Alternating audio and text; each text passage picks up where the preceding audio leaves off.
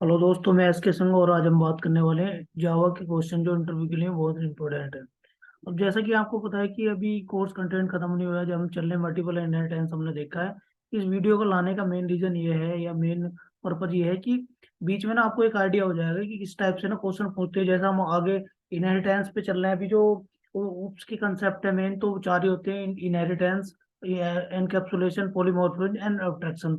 तो mostly question ना इनसे पूछे जाते हैं। तो अब इसमें ना आप ये देख लेंगे कि आइडिया किस तरीके से क्वेश्चन पूछता है, तो उस हिसाब से ना प्रिपेयर कर लेंगे। तो इसका मेन मोटिव यही है कि बीच में ना एक कंटेंट आपको दे दिया जाएगा कि जैसा कि इसमें है कि पहला उसमें जावा के कुछ क्वेश्चन होंगे यहाँ से, जैसे ये जावा के कुछ क्वेश्चन होंगे, कुछ सेलेनियम के। पहले जावा का दे रहा हूँ सबसे पहले, फिर सेलेनियम के कुछ दूंगा नेक्स्ट वीडियो में, और जावा के प्रोग्राम भी दूंगा इंपॉर्टेंट की क्या प्रोग्राम है। 20-22 प्रोग्राम दूंगा कि जो पूछते हैं, क्योंकि जावा दो पार्टों में पूछी जाती है। पहला कि एक तो क्वेश्चन पूछेगा आपसे जावा के ऊप्स वगैरह के पूछ लेगा, और दूसरा पूछेगा आपसे प्रोग्राम लिखवाएगा कि आपको कुछ देगा कि इसका प्रोग्राम लिख के दो, इसका प्रोग्राम दो। तो जावा को दो पार्टों में पूछता है।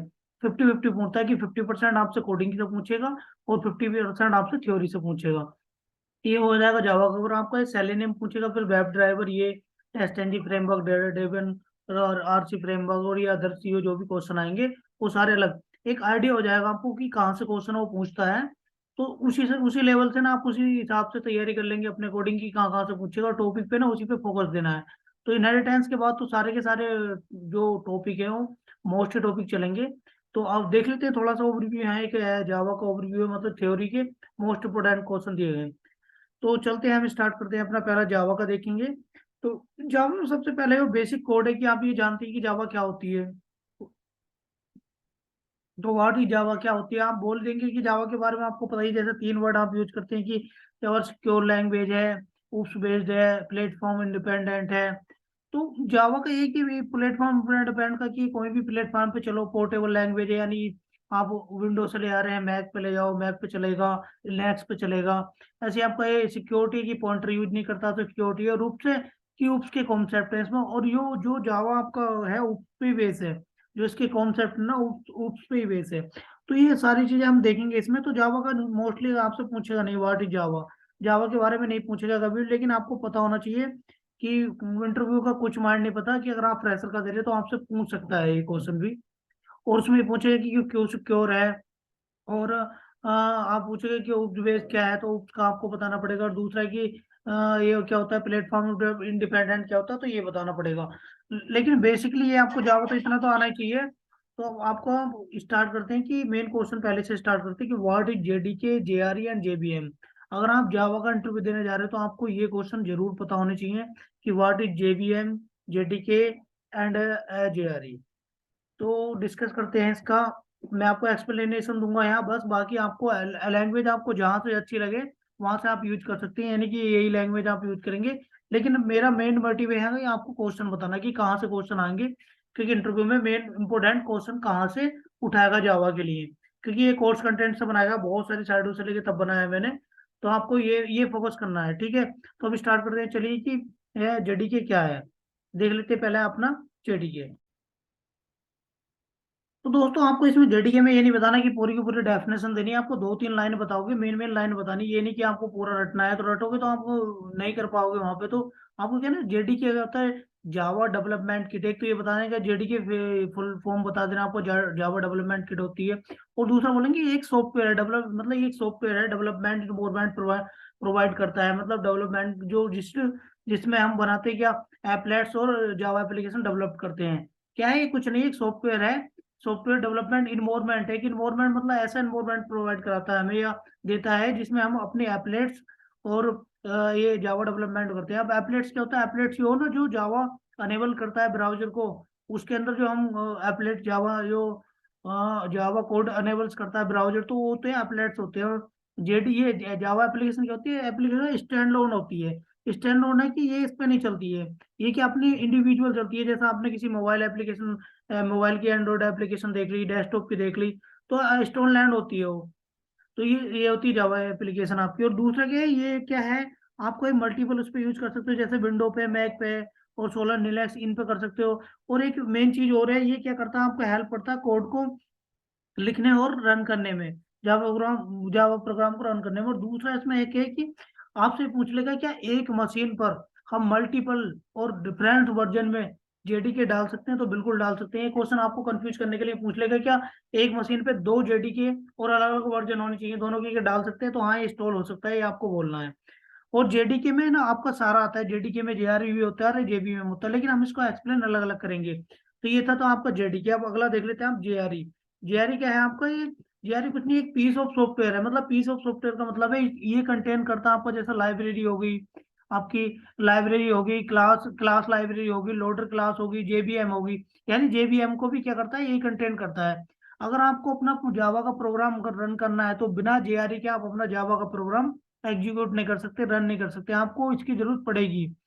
बट यह है कि अगर जेडीके नहीं है आपके पास, अगर जेडीके नहीं है और आप जेआरई से आपका जावा का प्रोग्राम रन कर सकते हो, तो बिल्कुल कर सकते हो आप, बिल्कुल कर सकते हो। अगर जेडीके नहीं है, जेआरई है आपके पास, तो जेडी से कर सकते हो। ये भी आपसे क्वेश्चन ये आपसे पूछ सकता है उसमें।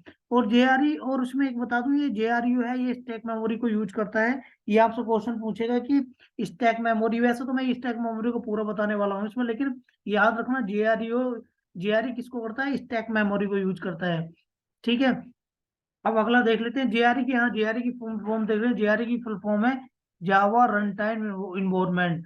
तो इसमें आपको कुछ नहीं बताना कि जेडीकी की फुल फॉर्म बता दोगे कि जेआरई, सॉरी जेआरई की जावा रन टाइम इन्वायरमेंट बता दोगे, और फिर इसमें आपको बोलना है it contains class library, loader class and JVM and, बस इसका इतना बताना है कि ये क्या करता है, हेल्प करता है आपके जावा के प्रोग्राम को रन करने में, हेल्प करता है।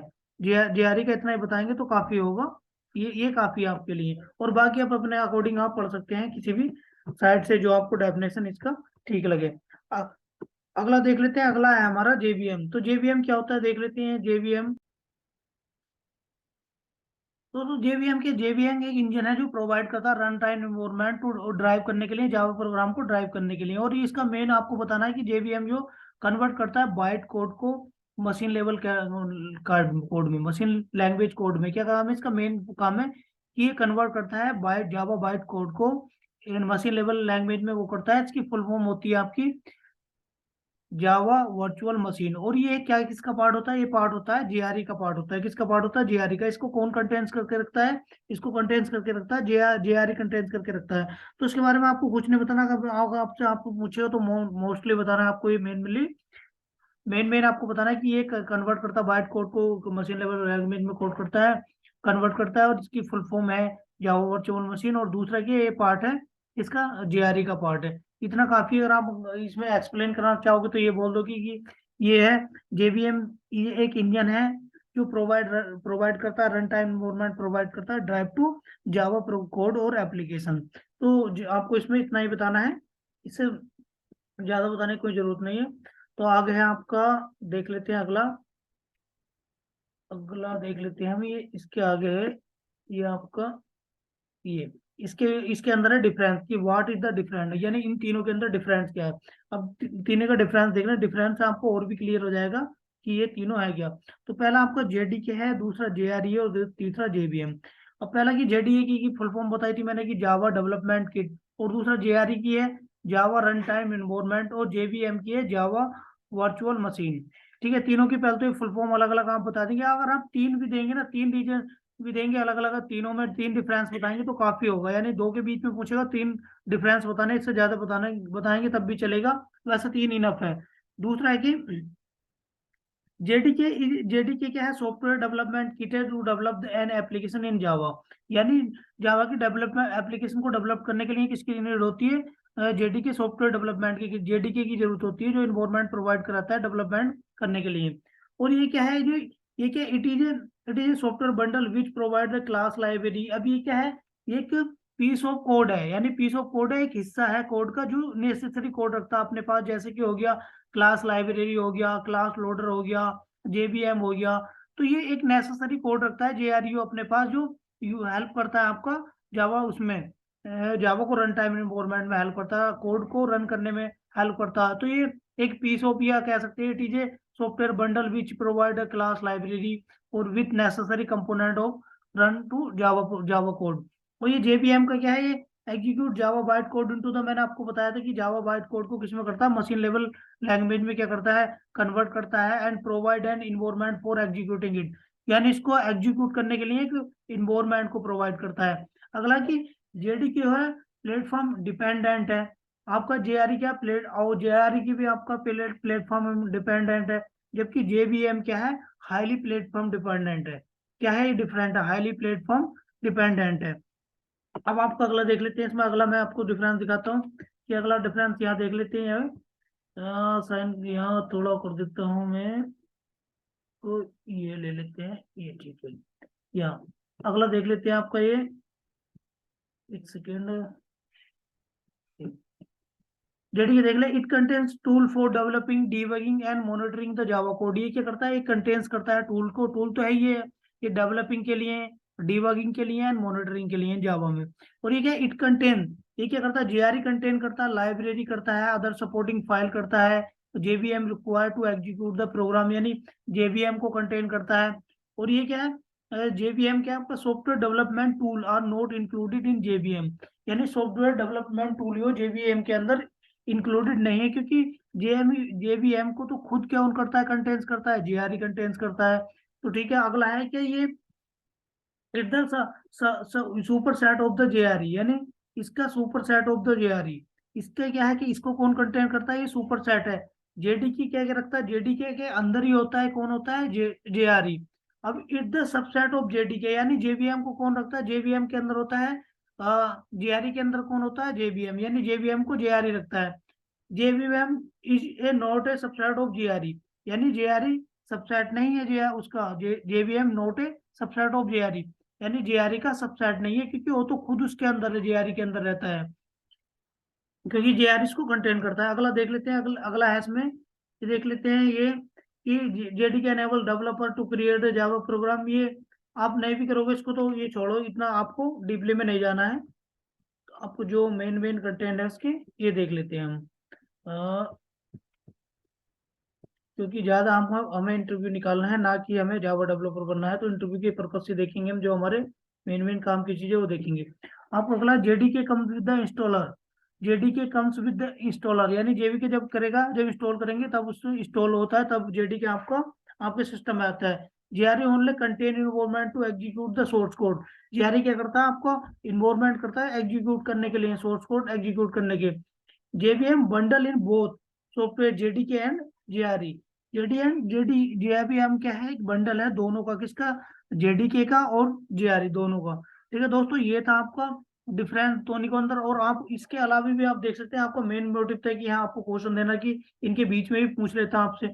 अब अगला है हमारा, अगला क्वेश्चन है हमारा ये कि अगला मोस्ट इंपोर्टेंट क्वेश्चन ये है कि इसके अंदर आपको बताना है कि हीप, ये मैं वैसे तो एक्सपीरियंस के लिए है, लेकिन आपको भी पता होना चाहिए कि कभी कभी जब स्टार्टिंग होती है तो डेवलपर क्या है, वो इंटरव्यूअर क्या आपसे पुट कर सकता है क्वेश्चन कि हीप मेमोरी क्या होती है, स्टैक मेमोरी होती है, कब इसको यूज करते हैं। तो हीप मेमोरी की ये सबसे पहले देख लेते हैं कि स्टैक मेमोरी देख लेते हैं। स्टैक मेमोरी क्या है, ये क्या स्टैक मेमोरी का स्पेशल एरिया है कंप्यूटर मेमोरी का, जो ये स्टोर करता है टेम्परेरी वेरिएबल को स्टोर करता है। इसके अंदर क्या है, इसके अंदर आप करते हैं वेरिएबल के अंदर ग्लोबल वेरिएबल स्टोर करते हैं, क्या करते हैं ग्लोबली वेरिएबल स्टोर करते हैं आप इसके अंदर, सॉरी यहाँ गलत में हो गया, ग्लोबल वेरिएबल नहीं करते इसके अंदर, करते हैं हम लोकल वेरिएबल इंस्टॉल करते हैं, स्टोर करते हैं उसके अंदर स्टैक मेमोरी के अंदर। तो जैसा कि यहाँ लिखा है stack variable declare store and initialize during the run time, और ये रन टाइम पे होता है। ये क्या होती है स्टैक मेमोरी आपको कब प्रोवाइड होती है, इसमें जैसा आप सुन रहे हैं रन टाइम का, तो कब प्रोवाइड करते हैं स्टैक मेमोरी, जब हमारा जेआरई के टाइम, जेआरई के टाइम ये आपसे क्वेश्चन पूछेगा जेआरई के टाइम कौन सी मेमोरी यूज करते हैं, जेवीएम के समय कौन सी।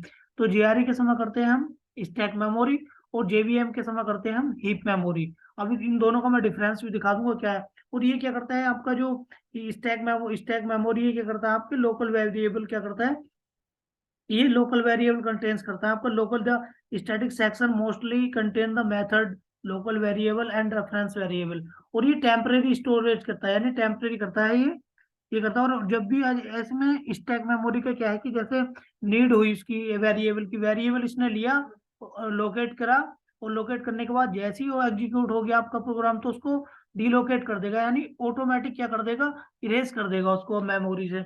और दूसरा देख लेते हैं, हमारा अगला है, अगला देखते हैं हीप मेमोरी। हीप मेमोरी क्या है,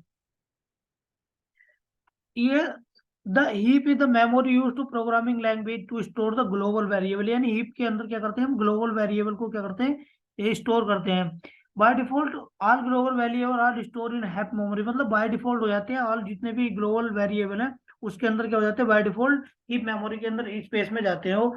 it support dynamic memory allocation, यानी ये क्या करता है, एलोकेशन ये करता है। तो ये हीप मेमोरी एलोकेशन करता है। एक तो जैसे स्टैक मेमोरी हो रैंडम वो सीक्वेंस में करता है, ये सीक्वेंस में नहीं करता है, ये क्या करता है, ये रैंडमली करता है। और दूसरा क्या एलोकेशन करेगा, इसमें मैनुअली करने पड़ेगा, डायनेमिकली आपको करना पड़ेगा कि सॉरी डायनेमिकली होता है इसमें कि एलोकेशन करोगे और फिर उसको डिलोकेशन भी करना पड़ेगा, यानी डिलोकेशन आपको मैनुअली करना पड़ेगा। जबकि स्टैक के अंदर क्या है, स्टैक के अंदर आपको क्या हो रहा था, ऑटोमेटिक हो रहा था। तो बाकी की चीजें हम देख लेंगे इसमें, ये ऐसा नहीं है हीप मेमोरी। और ये इसका मेन क्वेश्चन आपसे ये पूछेगा इनको कब यूज करते हैं, तो जेवीएम के समय हीप मेमोरी को यूज करना। बाकी इसमें डिफरेंस देख लेते हैं कि पैरामीटर क्या है। अगर बात करें हम इसमें कि तीनों के डिफरेंस की बात करता हूँ, कि अगर बात करता हूँ मैं इसमें टाइप ऑफ डेटा स्ट्रक्चर की, तो ये क्या होता है, लाइनर डेटा स्ट्रक्चर होता है। और ये स्टैक मेमोरी क्या होता है आपका, लाइनर डेटा स्ट्रक्चर होता है। और हीप मेमोरी क्या होता है आपका, ये हायरार्किकल डेटा स्ट्रक्चर होता है। और एक्सेस स्पीड की बात करूँ तो एक्सेस स्पीड ही जो स्टैक मेमोरी होती है उसकी वो स्पीड हाई होती है।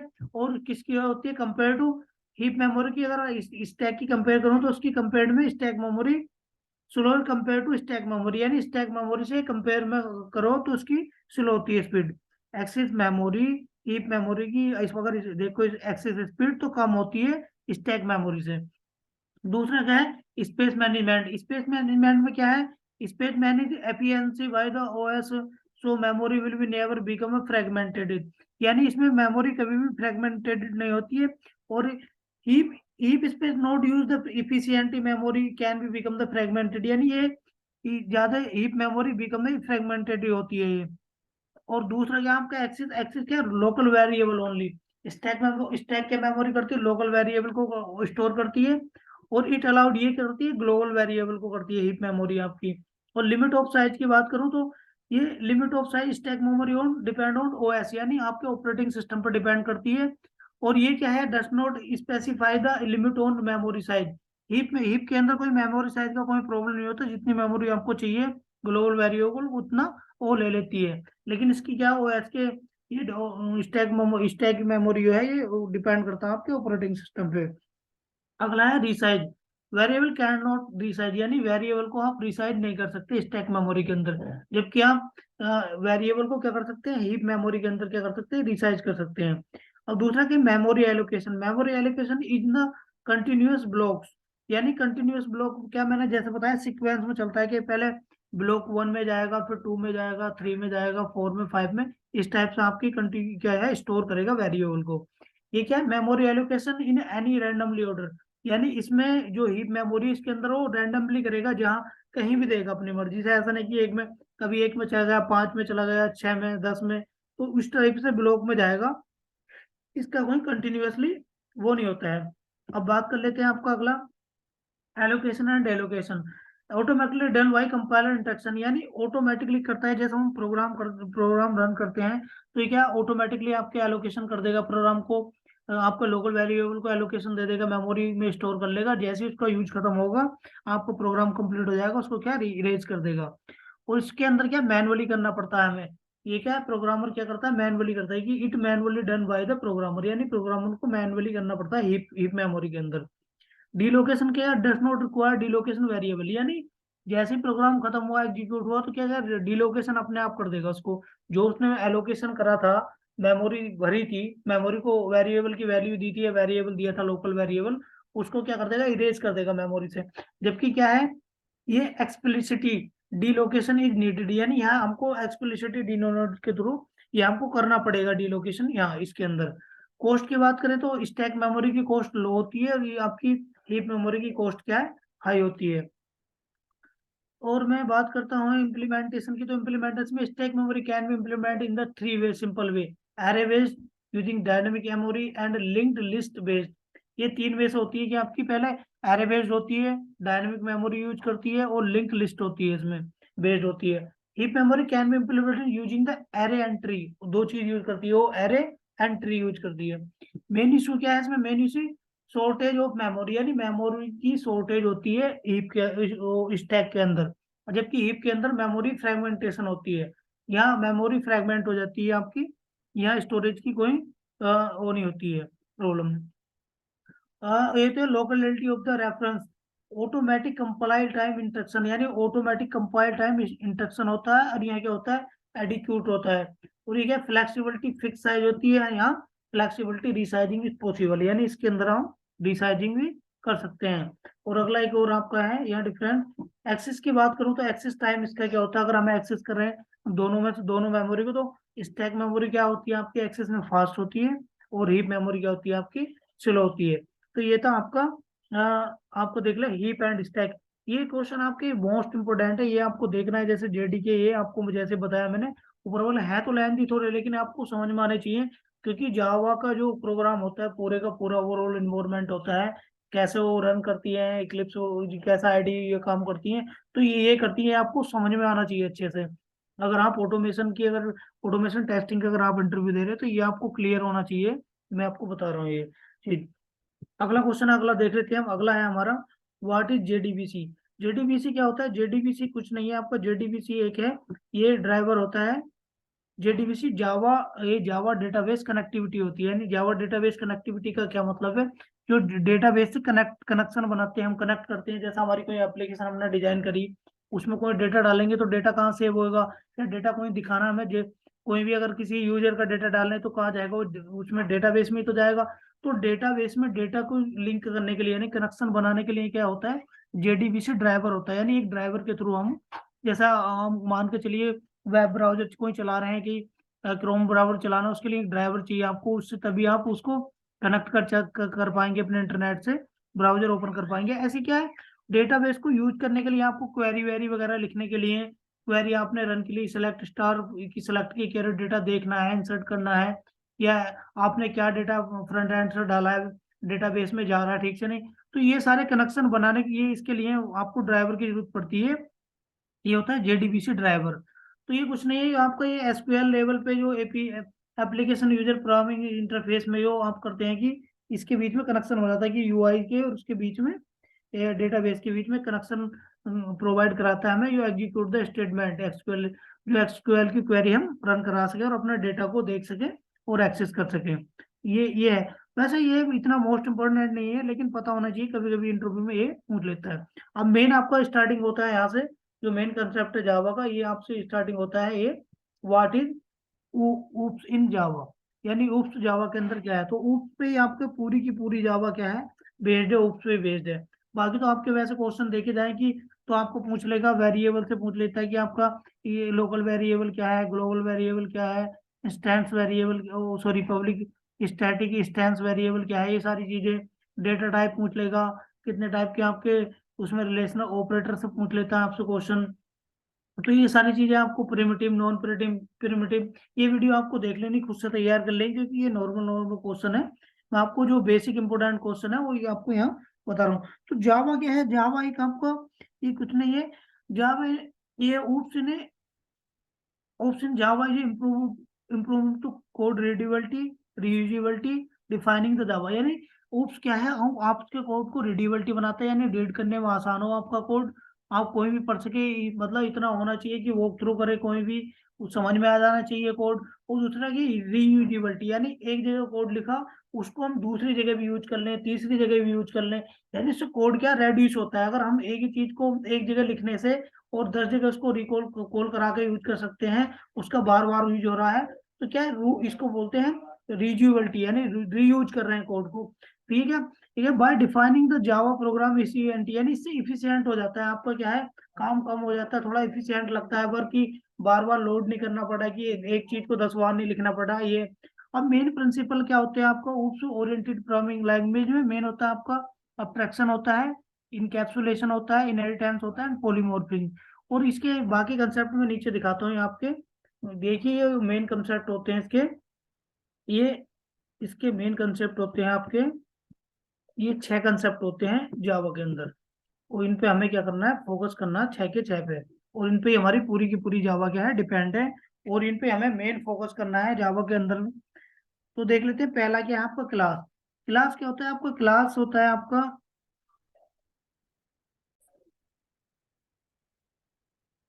जावा के अंदर क्या करते हैं आप? जावा के अंदर आप उसका सारे का सारा क्या करते हैं? क्लास, सॉरी, क्लास के अंदर क्लास क्या होता है? क्लास के अंदर आप जावा का जितना भी कोड होता है वो क्लास के अंदर डिफाइन होता है आपका। और ये क्या रखता है? ये रखता है आपको वेरिएबल एंड मेथड रखता है। अब वेरिएबल क्या होता है? वेरिएबल होता है आपका वेरिएबल और attribute, all variable, all attribute होते हैं आपके जो डिफाइन करते हैं क्लास का स्टेट, क्लास के स्टेट को डिफाइन करते हैं। और मेथड क्या होता है? मेथड होता है एग्जैक्ट बिजनेस लॉजिक, यानी क्लाइंट की क्या रिक्वायरमेंट है, क्या बिजनेस लॉजिक लगाना है आपका, ये होता है मेथड। यानी क्लास के अंदर दो चीज होती है आपके, स्टेट एंड सारे का सारा। एक तो कोड आप किसके अंदर करते हैं? क्लास के अंदर ही रखता है जावा, वो जितना कोड होता है क्लास के अंदर होगा। और ये क्या रखता है?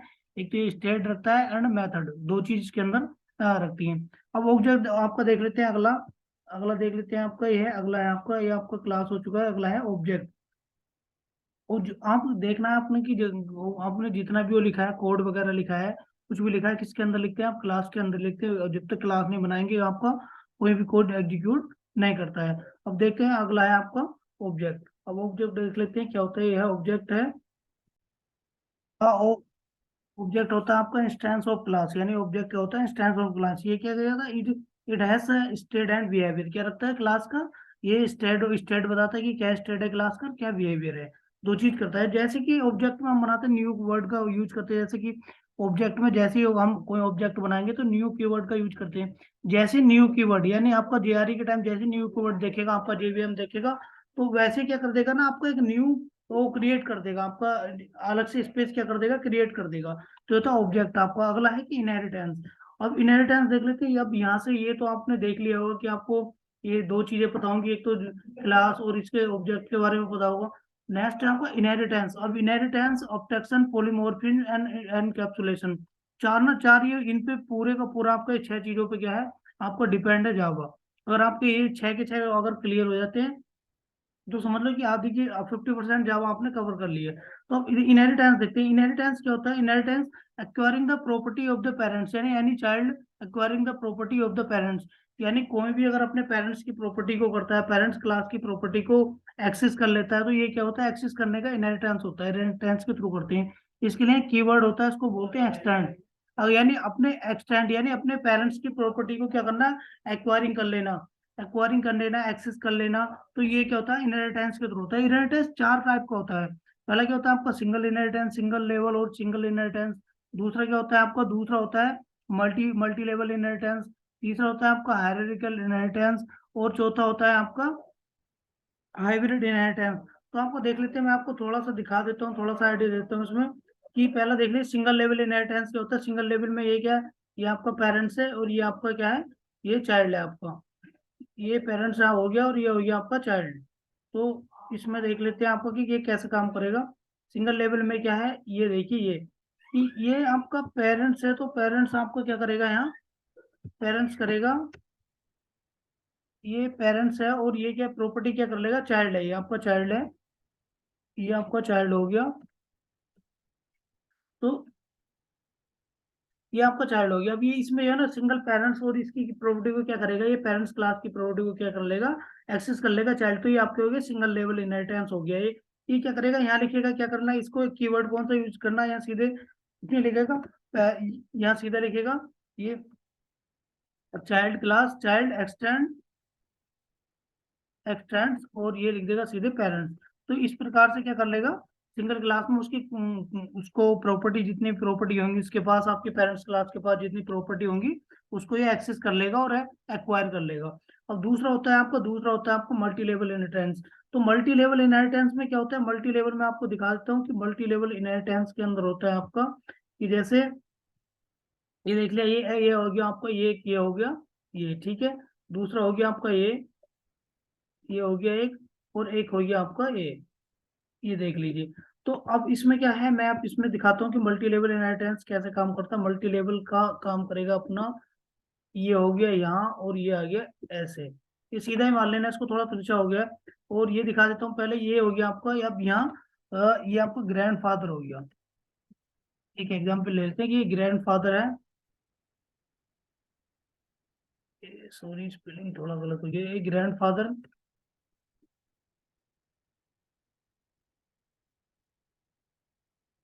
ग्रैंड फादर हो गया, ये हो गया आपका यहाँ, ये ले लिया फादर,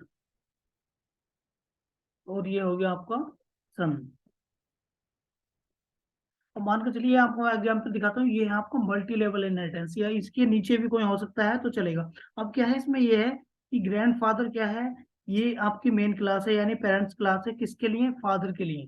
फादर के लिए पेरेंट्स क्लास है, ये किसको एक्सटेंड करेगा, ये अपने फादर की प्रॉपर्टी को एक्सटेंड करेगा।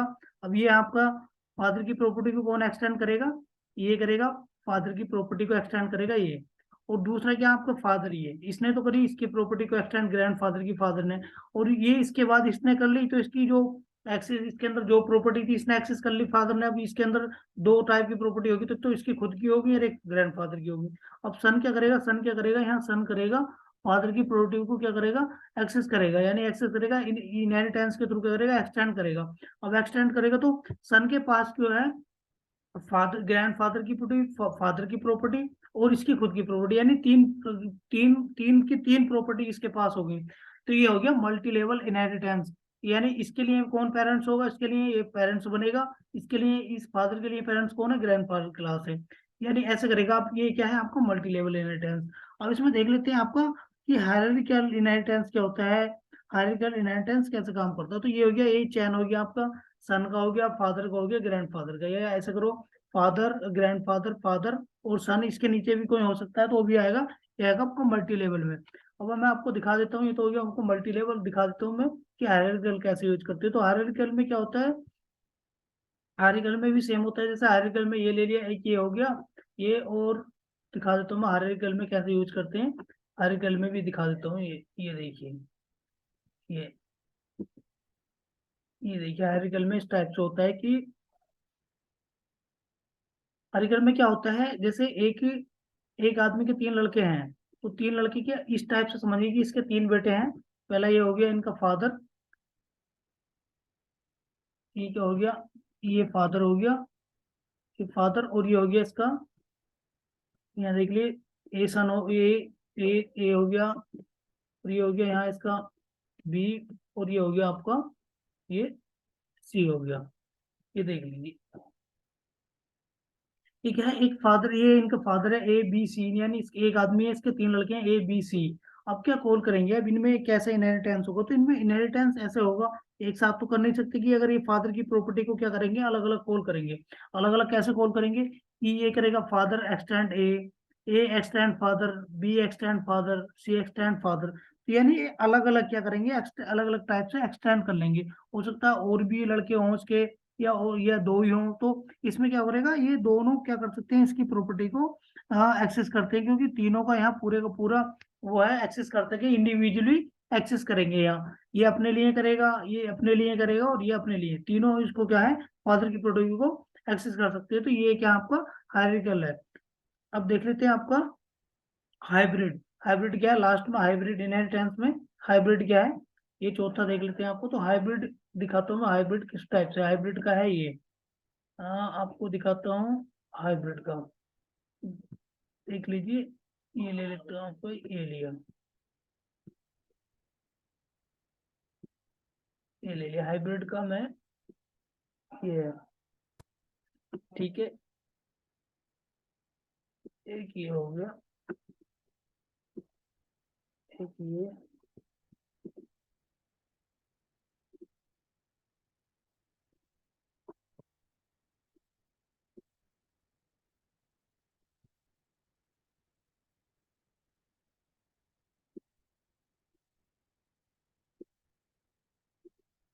ठीक है। हायरार्किकल में क्या, हायरार्किकल में जैसे अगर किसी के दो बेटे हैं, दो बेटे के बाद मैं आपको दिखा दे, एक मैं एग्जांपल दे रहा हूँ आपको, तो एग्जांपल समझना कि किसी के यहाँ दो लड़के हैं, दो लड़के के बाद जैसे ये हो गया इनका फादर हो गया, ठीक है, ये फादर हो गया, और उसके दो बेटे हैं, जैसे ये हो गया, ए हो गया एक, और एक हो गया इसका बी, ये हो गया, एक हो गया बी, इसके दो बेटे हैं, किसी के दो बेटे हैं, एक इसके और एक ये है। अब दोनों बेटे में से एक की शादी हो गई है और एक की शादी नहीं हुई, एक की शादी हुई है, उसका एक लड़का है, इसका लड़का सी है, ठीक है, इस लड़के की शादी हो गई है, उसके क्या है, उसका एक लड़का है और डी है।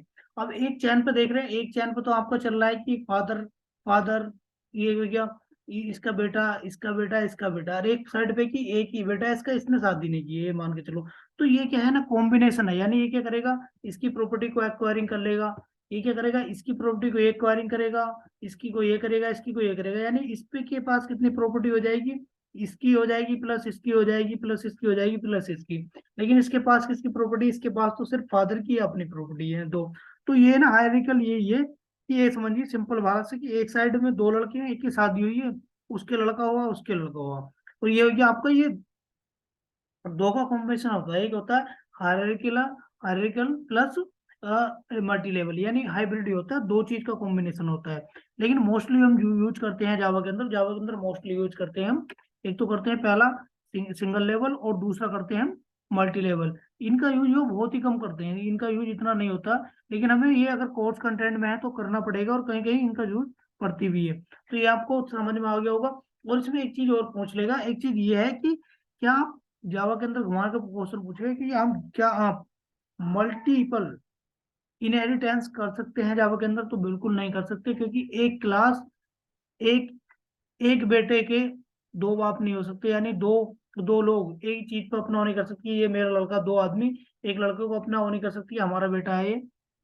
तो ऐसे आप सेम समझते, ये मैंने एग्जांपल दिया आपको, यानी एक क्लास मल्टीपल क्लासों की एक्सटेंड नहीं कर सकता, एट ए टाइम वो एक ही क्लास को क्या करेगा, एक्सटेंड कर सकता है।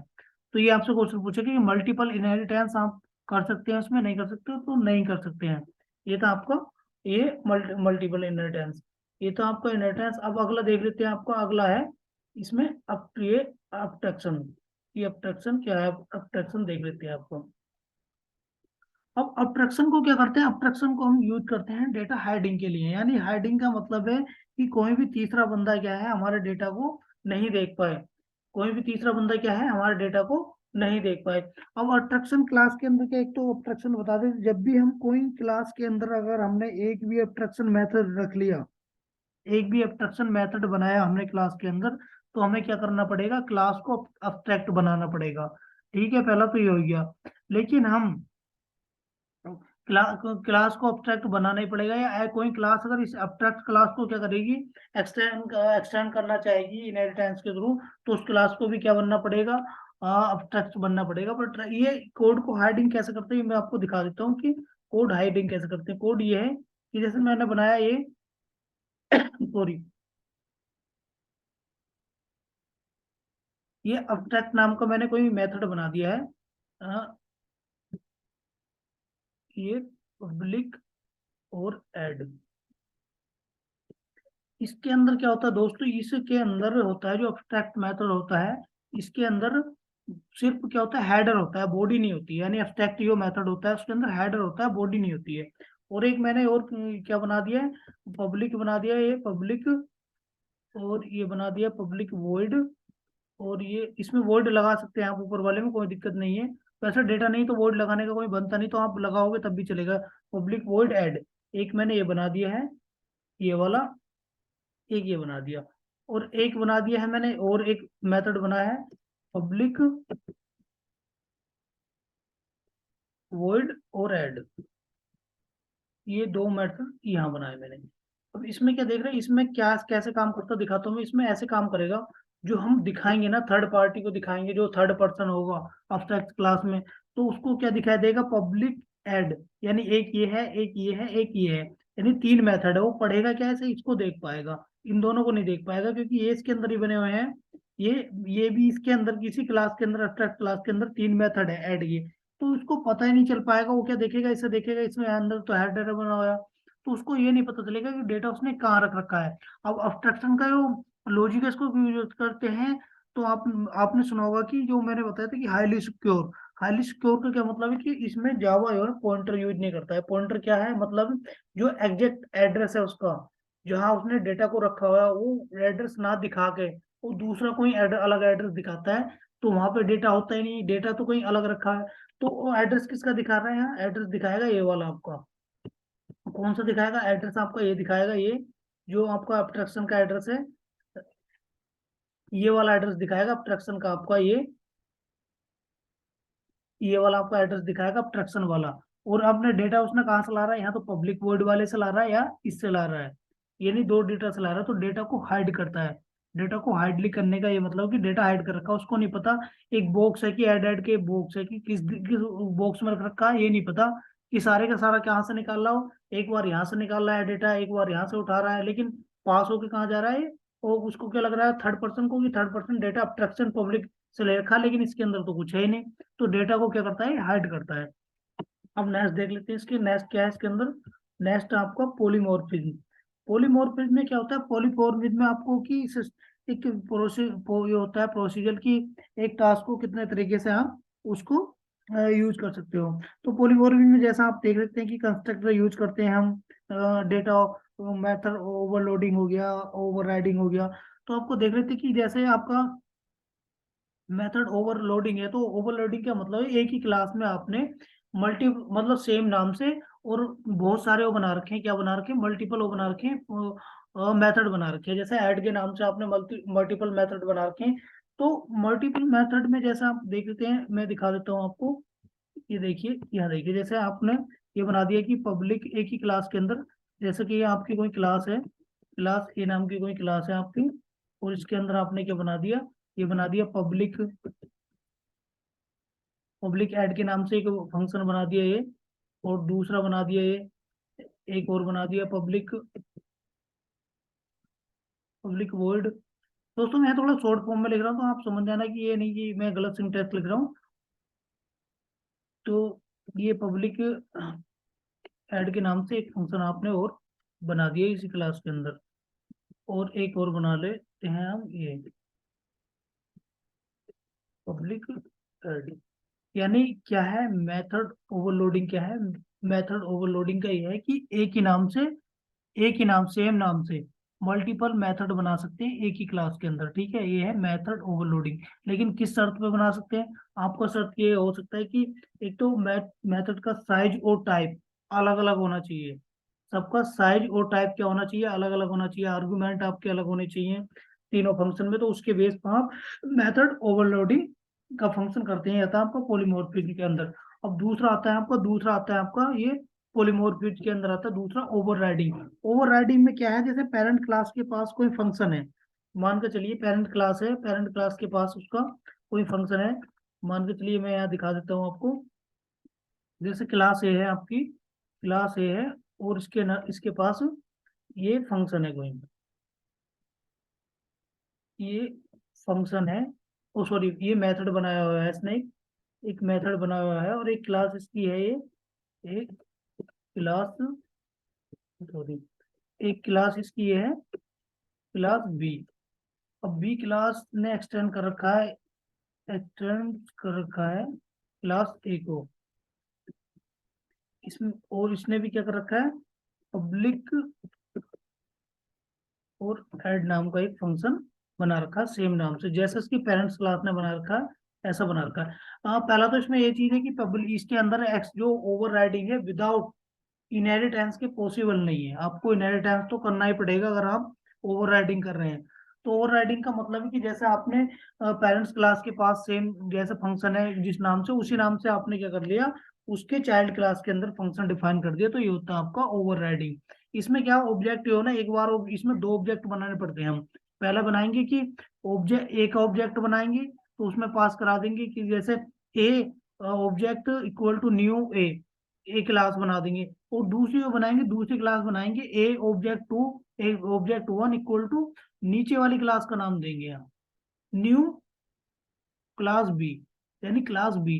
तो इस टाइप से ना यहाँ आपका ये ऑब्जेक्ट जो काम करता है दोनों में अलग अलग मेथड के लिए। तो ये था आपका पॉलीफॉर्मिंग, और कंस्ट्रक्टर भी इसमें यूज करते हैं, जैसे आपने क्लास में कंस्ट्रक्टर बना दिया और दूसरी क्लास में उसको सुपर बना के यूज कर रहे हैं, तो आप कंस्ट्रक्टर भी पॉलीमॉर्फिज्म के अंदर यूज करते हैं। अब नेक्स्ट है आपका, अगला है आपका, देख लेते हैं पॉलीमॉर्फिज्म। पॉलीमॉर्फिज्म को क्या करते हैं, पॉलीमॉर्फिज्म को क्यों यूज करते हैं, पॉली ओ सॉरी अबट्रैक्शन आपका अगला है, इनकैप्सुलेशन। सॉरी मैं निशान लगा देता हूँ, थोड़ा मिस्टेक हो रहा है। अगला आपका इनकैप्सुलेशन। तो इनकैप्सुलेशन को क्यों यूज करते हैं हम, इनकैप्सुलेशन होता है हमारा डेटा बाइंडिंग के लिए, और डेटा को वो प्रोटेक्ट करने के लिए, डेटा को बाइंड करके रखते हैं कि डेटा को प्रोटेक्ट करते हैं कि दूसरा तीसरा कोई बंदा इसको वो नहीं कर पाए। कोई इसको एक्सेस ना कर पाए, हैक ना कर ले कोड को। तो इसमें क्या करते हैं, जो प्रोडक्ट करते हैं गेटर और सेटर वो लगाते हैं हम, गेटर और सेटर के थ्रू। गेटर से क्या करते हैं, हम डेटा को उठाते हैं, वो सेटर से करते हैं डेटा प्रोवाइड कराते हैं। तो इनकैप्सुलेशन का यही है कि गेटर और सेटर का यूज करके डेटा को गेट कर लेना और डेटा को अंदर दे देना। लेकिन हमें भी इसमें क्या मेन जो डेटा बाइंडिंग करते हैं इसमें मेन है इनक्रिप्ट फॉर्म में रखना। डेटा को विजुअलिटी नहीं करनी, डेटा को इनक्रिप्टेड फॉर्म में रखना, और इनक्रिप्टेड रखना कि वो तीसरा बंदा या कोई हैकर वगैरह इसको एक्सेस ना कर पाए। तो ये था आपका इनकैप्सुलेशन। अब देख लेते हैं अगला क्या है आपका। अगला देख लेते हैं इसमें कि अगला वर्ड, ये अगला क्या है क्वेश्चन। हाँ, नेक्स्ट क्वेश्चन आपका इंपोर्टेंट क्वेश्चन है, व्हाट इज एक्सेस मॉडिफायर। तो एक्सेस मॉडिफायर के अंदर ये कहता है, एक्सेस मॉडिफायर होते हैं कि ये आपके जो वेरिएबल होते हैं, जो आपका वेरिएबल होता है उसका एक्सेस कहाँ तक है, यानी कहाँ से लेके क्लास में डिफाइन करेंगे या मेथड के अंदर डिफाइन करा, तो उसका एक्सेसिबिलिटी कहाँ तक है, कहाँ तक हम उसको जैसे प्रोजेक्ट में कहाँ यूज कर सकते हैं, एक पैकेज से दूसरे पैकेज में कहाँ यूज कर सकते हैं। तो इसका ये देखते हैं आपको क्लास का ये एक्सेसिबिलिटी बताता है, एक्सेस मॉडिफायर। तो उसको वन बाय वन देखते हैं कि ये कहाँ कहाँ एक्सेसिबल होता है। तो मैं आपको ना डायग्राम की हेल्प से समझाता हूँ कि आपको डायग्राम की हेल्प से ना थोड़ा जल्दी समझ में जाएगा। तो एक डायग्राम डिजाइन कर लेते हैं कि आपको दिखा देता हूँ कि जैसे मैंने ये बनाया, एक डायग्राम बना लिया। ये आपका पूरे का पूरा क्या है, प्रोजेक्ट है आपका। और ये आपके दो पैकेज है इसके अंदर, कि जैसे एक ये ले लिया, ये दो पैकेज बना देता हूँ मैंने, ये दो पैकेज बना लिए। ये एक हो गया आपका यहाँ से, ये ऐसा आपका थोड़ा समझ में आ जाएगा। ये देखिए, तो ये आपका मैं लिख देता हूँ इसमें थोड़ा, तीनों को समझाऊंगा इसके भी आप कि पहला आपका ये पैकेज, पैकेज वन हो गया आपका ये, और ये हो गया आपका पैकेज टू,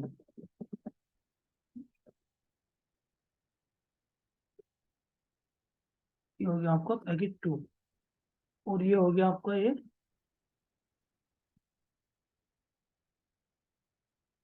क्लास वन हो गया, और ये हो गया आपकी क्लास, आपकी क्लास टू।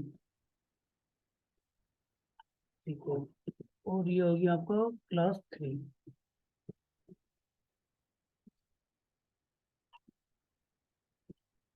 क्लास थ्री, तो इसके अंदर मैं पहला ले लेता हूँ, पहला है आपका यहाँ पे, ये ले लेता हूँ, पहला है आपका ये डिफॉल्ट ले लेते हैं। जैसे आपने डिफॉल्ट लिया, तो डिफॉल्ट का क्या है, डिफॉल्ट का बताऊंगा कि डिफॉल्ट क्या बोलता है। अब इन देखो एक्सेस मॉडिफायर में जो डिफॉल्ट वैल्यू है, डिफॉल्ट को एक तो वो करने के लिए आपको क्या करना पड़ता है, सीधे अगर लिख दोगे आप इंटे इक्वल टू दिस या इंटे कर दिया, तो ये डिफॉल्ट होता है, क्योंकि इसके अंदर कोई भी इसके पहले हम कोई भी कीवर्ड क्या है यूज नहीं करते हैं। अगर आप कोई भी कीवर्ड यूज ना करेंगे तो वो डिफॉल्ट में आ जाता है, तो सीधे क्या है डिफॉल्ट में चला जाता है। डिफॉल्ट हम लगाते नहीं है, अगर रियल जब कोड करते हैं तो कोड में डिफॉल्ट लगाते नहीं है। अगर आपने कुछ नहीं लगाया तो उसको ऐसे क्या करता है जावा में, डिफॉल्ट वेरिएबल क्या है काउंट करता है। जैसा आपका डिफॉल्ट वेरिएबल, तो ये क्या बोलता है कि हम एक्सेसिबिलिटी कहाँ तक देंगे। तो एक्सेसिबिलिटी की बात करें तो एक्सेसिबिलिटी डिफॉल्ट की कहाँ तक रहेगी, कि ये कहता है कि हम अपनी क्लास के अंदर, जैसे ये ले लिया मैंने इसका डिफॉल्ट का लिया है ये, कि ये लिया मैंने इसका कि अपनी क्लास के अंदर क्या करेंगे हम, अपनी क्लास के अंदर एक्सेसिबिलिटी देंगे।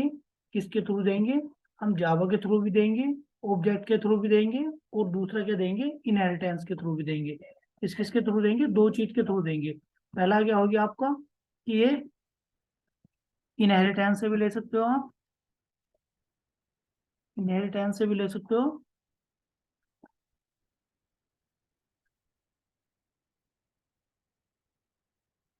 पहला लोगे आप इनहेरिटेंस के थ्रू, इनहेरिटेंस के थ्रू, और दूसरा लोगे आप ऑब्जेक्ट के थ्रू, ऑब्जेक्ट के थ्रू। यानी दो एक सिंगल पैकेज के अंदर एक क्लास से दूसरे क्लास के अंदर आप डिफॉल्ट वेरिएबल को एक्सेस कर सकते हैं, इनहेरिटेंस के थ्रू और आप ऑब्जेक्ट के थ्रू। लेकिन आप उसके अंदर दूसरे पैकेज के अंदर, दूसरे पैकेज के अंदर दूसरे पैकेज के अंदर किसी भी क्लास में डिफॉल्ट वेरिएबल को क्या नहीं कर सकते हो, आप एक्सेस नहीं कर सकते हो। क्या नहीं कर सकते हो, आप एक्सेस नहीं कर सकते हो। अब आता है आपका अगला, अगला देख लेते हैं। अगले इसमें क्या आता है कि नेस्ट ही होता है आपका, नेस्ट होता है प्राइवेट। तो प्राइवेट को देख लेते हैं, ये प्राइवेट क्या कहता है। तो प्राइवेट को देखते हैं, ये प्राइवेट क्या बोला है। प्राइवेट ये होता है, प्राइवेट बोलता है कि हम जो है, अगर आपने कोई वेरिएबल प्राइवेट डिफाइन कर दिया है, तो प्राइवेट डिफाइन बोलता है कि प्राइवेट जो है सिर्फ क्या करेगा, जिस क्लास में या जिस मेथड के अंदर आपने उसको डिफाइन किया है, आप उसको उसी के अंदर एक्सेस कर सकते हैं। आप अगर आप कोशिश करेंगे उसको दूसरे किसी पैकेज की किसी दूसरी क्लास में ले जाने की, या पैकेज के किसी दूसरी क्लास में ले आने की आप उसको कोशिश करेंगे, या अदर किसी दूसरे पैकेज में ले आने के, यानी अपने ही पैकेज की दूसरी क्लास में नहीं एक्सेस करेगा, तो क्या करेगा, जिसमें आप डिफाइन करोगे उसमें क्या करेगा, एक्सेस करेगा। तो ये होता है आपका प्राइवेट, जो आप प्राइवेट इसको वो करोगे डिफाइन, ये करेगा, नहीं करने देगा। अब तीसरा क्या देख लेते हैं। तीसरा होता है आपका तीसरा होता है प्रोटेक्टेड। तो प्रोटेक्टेड क्या करता है, प्रोटेक्टेड में देख लेते हैं। मैं प्रोटेक्टेड का आपको बताता हूँ, प्रोटेक्टेड का क्या होता है। प्रोटेक्टेड होता है आपका, प्रोटेक्टेड प्रोटेक्टेड होता है आपका, प्रोटेक्टेड में देखेंगे हम कि प्रोटेक्टेड क्या करेगा। प्रोटेक्टेड आपका करेगा, ये देखिए प्रोटेक्टेड, पहले देखते हैं कि प्रोटेक्टेड यहाँ करेगा, पहले में अपनी क्लास में प्रोटेक्टेड करेगा, ये दोनों के थ्रू, यानी इनहेरिटेंस के थ्रू भी कर सकते हैं आप, और ऑब्जेक्ट के थ्रू भी कर सकते हैं। अपने ही पैकेज की दूसरी क्लास में आप प्रोटेक्टेड वेरिएबल को एक्सेस कर सकते हैं with the help of inheritance and object. लेकिन आप दूसरे किसी पैकेज की क्लास में, दूसरे पैकेज की किसी क्लास में आप प्रोटेक्टेड वेरिएबल को एक्सेस कर सकते हैं ओनली इसके हेल्प से, ओनली कर सकते हैं आप इनहेरिटेंस की हेल्प से, ना कि इनहेरिटेंस की, आप इनहेरिटेंस के उससे, इनहेरिटेंस की हेल्प से कर सकते हैं, ना कि इनहेरिटेंस की हेल्प से कर सकते हैं, और ऑब्जेक्ट की हेल्प से नहीं कर सकते। यानी एक ही तरीके से दूसरे क्लास की दूसरे पैकेज में कर सकते हैं। अब नेक्स्ट क्या है आपका, नेक्स्ट है आपका, ये हो गया पब्लिक। पब्लिक की देख लेते हैं आपकी, पब्लिक कहाँ तक आपका एक्सेस करेगा। पब्लिक का मतलब होता है पब्लिकली, यानी कोई भी इसको आए और एक्सेस करे। तो इसका मतलब क्या है, पब्लिक में आप कोई भी, आप यहाँ जाओगे तो यहाँ भी क्या कर सकते हैं, यहाँ गए, यहाँ कर सकते हैं इसको इनहेरिटेंस और ऑब्जेक्ट के थ्रू। सेम पैकेज की सेम क्लास में कर सकते हैं, सेम पैकेज की डिफरेंट क्लास में कर सकते हैं, सेम पैकेज यानी डिफरेंट पैकेज की डिफरेंट किसी भी क्लास में, यानी ओवरऑल प्रोजेक्ट में अगर पब्लिक डिफाइन कर रखा आपने वेरिएबल, तो ओवरऑल प्रोजेक्ट में उसको कहीं भी क्या कर सकते हैं हम, उसको कहीं भी आप एक्सेस कर सकते हैं। तो ये था आपका एक्सेस मॉडिफायर, इसके चार एक्सेस थे, तो ये आपको अच्छे से और भी देख लेने हैं थोड़ा अच्छे से। ये था आपका एक्सेस मॉडिफायर का कोड। अब देख लेते हैं इसमें दूसरा और नेक्स्ट क्वेश्चन क्या है। नेक्स्ट क्वेश्चन है आपका ये, नेक्स्ट आपका what is meant by local variable and instant variable. अब इंस्टेंस वेरिएबल, लोकल वेरिएबल का ये, लोकल वेरिएबल होता है आपको किसी क्लास के अंदर स्पेशल मेथड के अंदर डिफाइन होता है ये, और उसका स्कोप क्या रहता है, उसी मेथड के अंदर रहता है, यानी जिस जिस मेथड के अंदर आपने उसको डिफाइन कर दिया। लेकिन ये क्या होता है कि इंस्टेंस वेरिएबल की डिफाइंड होता है कि इनसाइड द क्लास, यानी क्लास के अंदर, और आउटसाइड द मेथड, यानी मेथड के बाहर होता है। और इसका स्कोप क्या होता है, variable exist the through out the class, यानी क्लास के बाहर भी इसका क्या कर सकते हैं, यूज कर सकते हैं। थ्रू आउट द क्लास यानी थ्रू आउट क्लास के अंदर, ये क्लास के बाहर इसका यूज कर सकते हैं जिस क्लास एक्सेस वेरिएबल को। अगला होता है आपका ऑब्जेक्ट। ऑब्जेक्ट क्या होता है कि ऑब्जेक्ट आपको बताया था कि ऑब्जेक्ट इंस्टेंस होता है। इंस्टेंस किसका, क्लास का इंस्टेंस होता है, और ये क्या करता है, स्टेट एंड बिहेवियर, यानी क्लास की स्टेट बताता है। ऑब्जेक्ट का मान के चलो कोई भी चीज ले लो, एग्जांपल जैसे एक कुर्सी, मेज, लैपटॉप, टॉप, ये सब ऑब्जेक्ट ही मानते हो, एक तरीके से क्या है, ऑब्जेक्ट है। ये क्या रखता है, क्लास का क्या रखता है, स्टेट रखता है एंड बिहेवियर, यानी क्या स्टेट है उसका और क्या बिहेवियर है, यानी किस टाइप की क्लास है, उसका बिहेवियर क्या है, यानी क्या करेगी वो, बिहेवियर क्या है। और वेयर, ठीक है, वेयर तो JVM read the new keyword, यानी जहां भी ऑब्जेक्ट में न्यू कीवर्ड को पढ़ेगा जेवीएम, या देखेगा या रीड करेगा, तो उसमें क्या, then will be create instance of a class, यानी उस क्लास का इंस्टेंस क्या कर देगा, क्रिएट कर देगा। अब नेक्स्ट देख लेते हैं अपना, नेक्स्ट क्या है, नेक्स्ट क्वेश्चन। नेक्स्ट क्वेश्चन है आपका तो इसको कर देता हूँ मैं क्लियर सारा। नेक्स्ट क्वेश्चन देख लेते हैं। आपका नेक्स्ट क्वेश्चन है, हाँ, difference between array and array list. ये भी क्वेश्चन आपका एरे से, एरे तो आपको बताइए एरे, आपसे देखिए मोस्टली क्वेश्चन जैसे क्या है, व्हाट इज एरे, इस टाइप के क्वेश्चन पूछेगा कि आपको जो सा पता है कि जो सिमिलर टाइप डेटा रखता है उसको एरे बोलते हैं, सिमिलर टाइप डेटा होल्ड करता है, इसकी साइज आपको पहले ही फिक्स करना पड़ेगा, क्या साइज देना पड़ेगा, इस टाइप की सारी चीजें आप एरे के बारे में पढ़ लेंगे। तो बाकी फिर भी उसका आपको नॉलेज होना चाहिए, लेकिन इतना ऐसा क्वेश्चन पूछेगा नहीं एरे वगैरह, ऐसे इस टाइप से क्वेश्चन पूछेगा कि डिफरेंस बताओ एरे एंड एरे लिस्ट में। तो आपको बता देना है कि जैसे साइज, एरे का साइज हमें स्टार्टिंग में डिक्लेयर करना पड़ता है, और उसका साइज क्या होता है, डायनेमिक होता है, इसका रिक्वायर्ड नहीं होता कि साइज, एरे लिस्ट क्या और ऑटोमेटिक अगर उसका वेरिएबल बढ़ेंगे तो वो क्या साइज को अपने आप एडजस्ट कर मैनेज कर लेगा, ये बढ़ेंगे तो बढ़ा लेगा ऑटोमेटिक, घटेंगे तो घटा लेगा। कि साइज एरे में क्या, एरे में आपको पहले डिफाइन होता है, यानी आपको बताना पड़ेगा कि आप कितना एरे साइज ले रहे हैं। जैसे कि आपने यहाँ डिफाइन कर रखी है कि जैसे 2 साइज का एरे ले रहे हैं आप, और यहाँ कुछ नहीं लिया हमने, तो ऑटोमेटिक उसको एडजस्ट कर लेगा।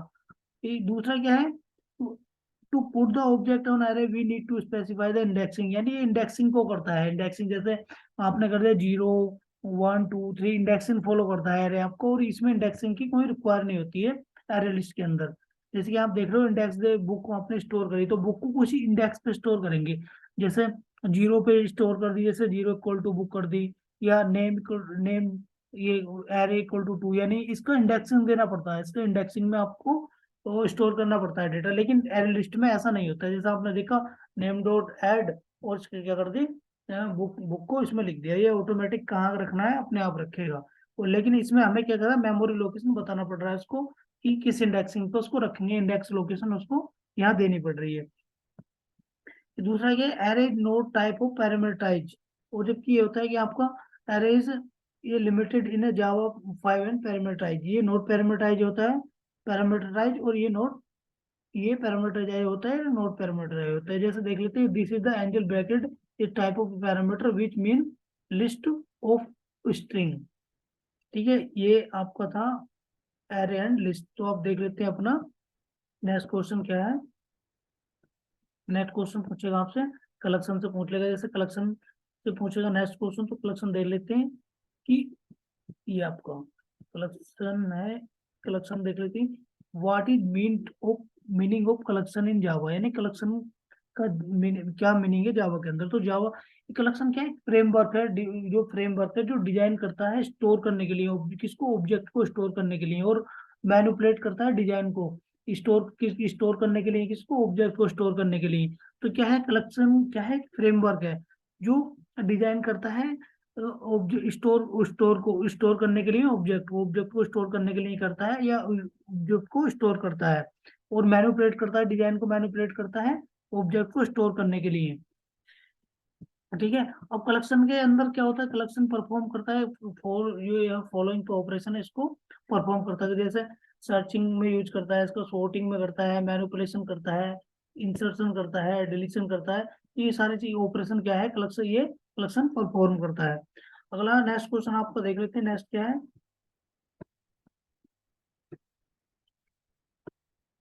नेक्स्ट क्वेश्चन देखेंगे अपना, ये नेक्स्ट देखिए, ये है नेक्स्ट क्वेश्चन, ये बहुत इंपॉर्टेंट क्वेश्चन है। ये पुट कर लेगा आपसे कि कलेक्शन के बाद ये कि what is different between the list and set, कि लिस्ट और सेट, सेट के अंदर क्या डिफरेंस है। तो पहला डिफरेंस देख लेते हैं आप लिस्ट और सेट में, कि पहला डिफरेंस है कि पहला है आपका, ये लिस्ट जो है डुप्लीकेट डेटा रख सकता है, जबकि सेट डुप्लीकेट डेटा नहीं रखता है।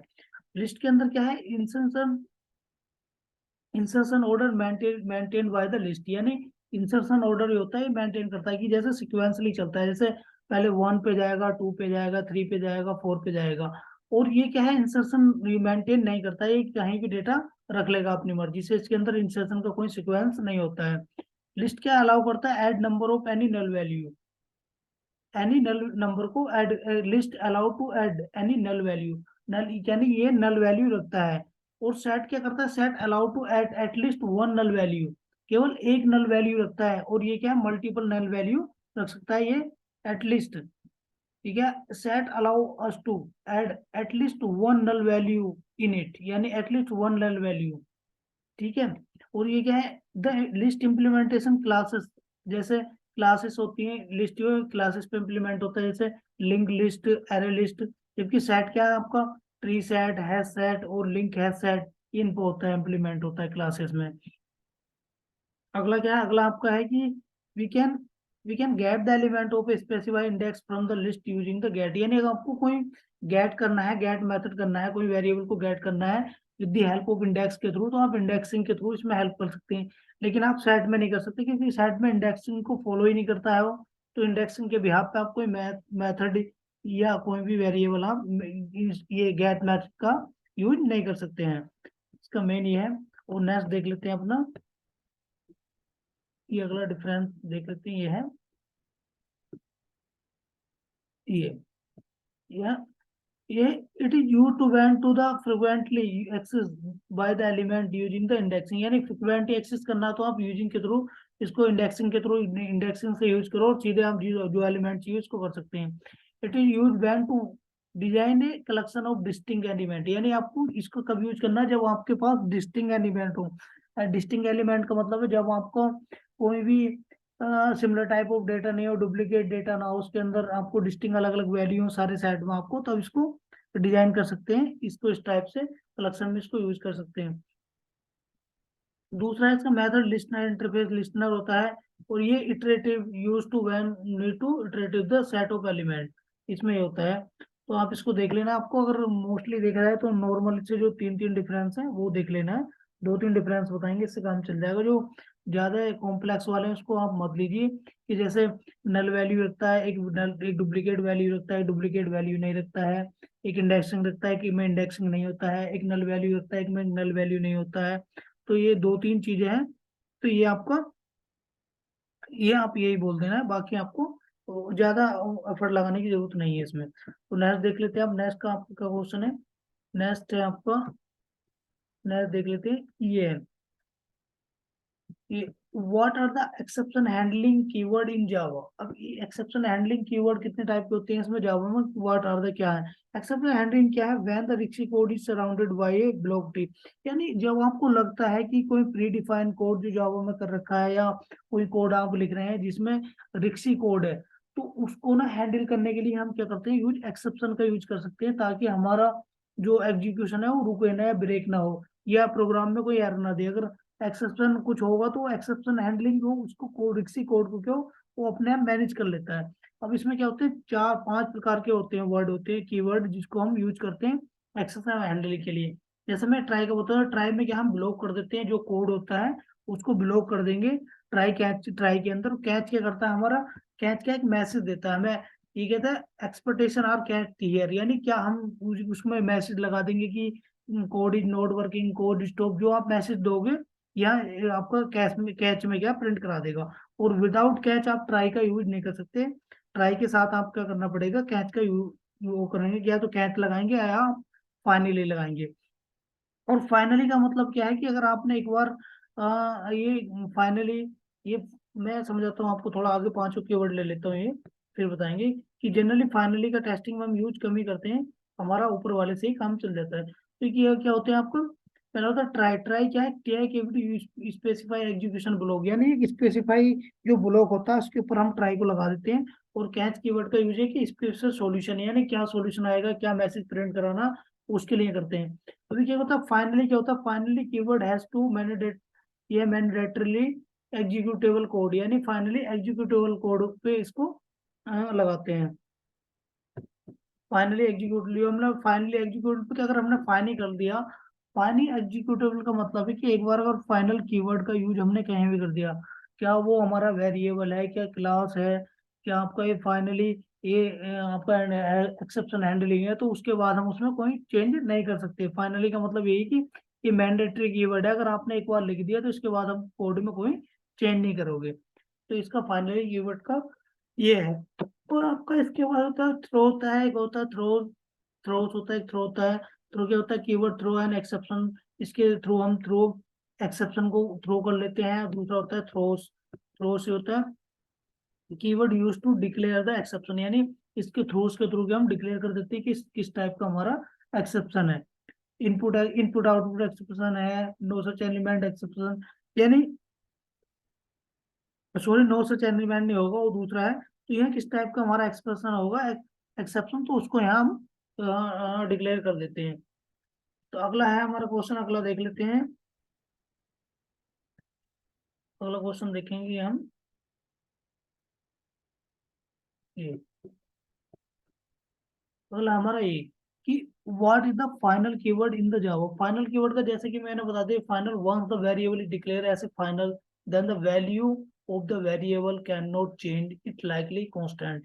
यानी अगर एक बार आपने वेरिएबल हो, आपकी क्लास हो, आपका कुछ मेथड हो, कोई भी अगर आपने फाइनल कीवर्ड यूज कर दिया ना, और मेथड के आगे, सॉरी मेथड के आगे नहीं लगाएंगे, तो अगर आपने फाइनल कीवर्ड आपने लगा दिया उसके पहले, तो उसके बाद आप उसमें कोई चेंज नहीं कर सकते, आपकी वैल्यू क्या हो जाएगी, वो कांस्टेंट हो जाएगी।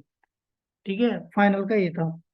दूसरा है अपना क्वेश्चन, क्या है अगला, अगला है कि what is different between एप्लेट्स and Java application. जैसे कि मैंने आपको जेडीके बताते समय बताया था कि ये वही है, applets are execute within a Java enabled browser. Sorry, applets क्या एग्जीक्यूट होता है, जो जावा कोड अनेबल करता है ब्राउजर, उसमें एग्जीक्यूट होता है, उसको बोलते हैं एप्लेट्स। और Java is a stand loan Java application है, स्टैंड लोन जावा प्रोग्राम, एक स्टैंड लोन जावा प्रोग्राम है that can be execute outside the browser, यानी ब्राउजर के अंदर नहीं चलता हो। जैसे आपका स्टैंड लोन है, अलग ही एक फाइल है कि आपकी एप्लीकेशन है, कोई मोबाइल में रन कर रहे हैं, आपके डेस्कटॉप पर रन कर रहे हैं, यानी ब्राउजर से बाहर चलता हो, ना कि ब्राउजर के अंदर चलता है। अगला है आपका, ये है विच क्लास, ये which class is super class of the every classes, यानी कौन सी क्लास सुपर क्लास होती है सब क्लास के अंदर। तो जो आपकी ऑब्जेक्ट क्लास होती है सुपर क्लास होती है एवरी क्लास इन जावा, यानी सुपर क्लास की जो ऑब्जेक्ट क्लास होती है, जिसके अंदर ऑब्जेक्ट होता बना हुआ है हमारा, होती है सुपर क्लास होती है हमारी। अब नेक्स्ट है आपका, नेक्स्ट देख लेते हैं। नेक्स्ट है, can be overload main method in a Java. क्या हम एक से ज्यादा मेन मेथड बना सकते हैं क्लास में? हाँ बिल्कुल बना सकते हैं। लेकिन वो क्या करेगा, सबसे पहला कौन सा मेथड ढूंढेगा, वो मेन मेथड ढूंढेगा जिसके आगे पब्लिक स्टैटिक वॉइड मेन लगा हुआ है।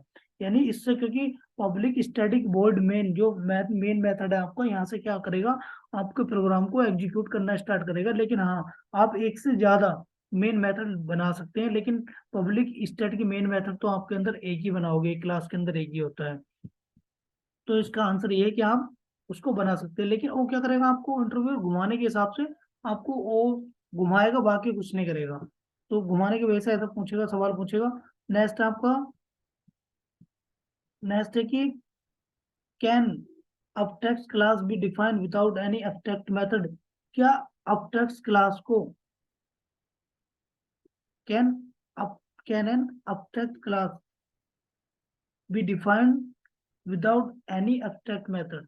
क्या कोई क्लास के पास कोई भी एब्स्ट्रैक्ट नाम का कोई मेथड नहीं है, क्या हम उस क्लास को एब्स्ट्रैक्ट क्लास डिफाइन कर सकते हैं? बिल्कुल कर सकते हैं। क्या लिख रहा है इसको, बिल्कुल कर सकते हैं। Yes it is possible, it basically done to avoid, क्या करेगा, अवॉइड करेगा instance creation of the class, यानी क्लास के कि इसको इंस्टेंस क्रिएशन को अवॉइड कर देगा। यानी क्लास का जो इंस्टेंस करना है, इंस्टेंस नहीं बनाएगा वो, जो उसको क्या कर देगा, अवॉइड कर देगा। तो आप इस प्रकार से क्या करेंगे, क्लास को अब्स्ट्रैक्ट का डिफाइन कर सकते हैं। दूसरा क्या, can there any abstract method without abstract class in Java. क्या आप कोई भी एब्स्ट्रैक्ट मेथड बना सकते हैं जो ऐसी क्लास में रख सकते हैं जिसको अब्स्ट्रैक्ट ना बनाए? क्या है, ये पॉसिबल है कि जो क्लास है हमारी, जो क्लास है उसको तो नॉर्मली रखें हम, और उसके अंदर एक डिफाइन कर दें मेथड, एब्स्ट्रैक्ट मेथड कर दें? तो ऐसा कर सकते हैं? नहीं कर सकते, क्योंकि अगर हम क्लास को कोई मेथड, किसी क्लास के अंदर एब्स्ट्रैक्ट मेथड है, तो उस क्लास को मैंडेटरी बनना पड़ेगा एब्स्ट्रैक्ट, ऑब्जेक्ट क्या होगा, वो उसको बनना ही पड़ेगा। तो ये तो दोस्तों आपके मोस्ट इंपोर्टेंट क्वेश्चन, जैसे कि हमारे यहाँ अगर नंबर की बात करें तो हमारे ओनली 18 क्वेश्चन है यहाँ, और वैसे करें तो अराउंड 50 क्वेश्चन हमने यहाँ डिस्कस कर चुके हैं इस क्लास में। तो अब दूसरा पार्ट ये जावा का दूसरा पार्ट ये है। तो जावा का दूसरा पार्ट अब डिपेंड करता है कि जैसे कि मैंने बताया, तो जावा का दूसरा पार्ट डिपेंड करेगा आपका अब कोडिंग बेस पे, क्योंकि 50% क्वेश्चन पूछता है जावा में थ्योरेटिकल से, और 50% क्वेश्चन पूछता है आपका, किससे पूछेगा, 50% क्वेश्चन आपका करेगा, करता है आपका 50% क्वेश्चन पुटअप करता है आपका, जैसे आपके जावा के उससे कि जावा से जैसा आपके क्वेश्चन पूछेगा मैं बताऊंगा, मेरे पे सिलेक्टिव 20-25 क्वेश्चन ऐसे हैं, प्रोग्राम ऐसे हैं जो आपसे पूछ सकता है, आपका एक्सपीरियंस हो या बेसिक हो, क्योंकि जावा तो आपसे पूछेगा ही।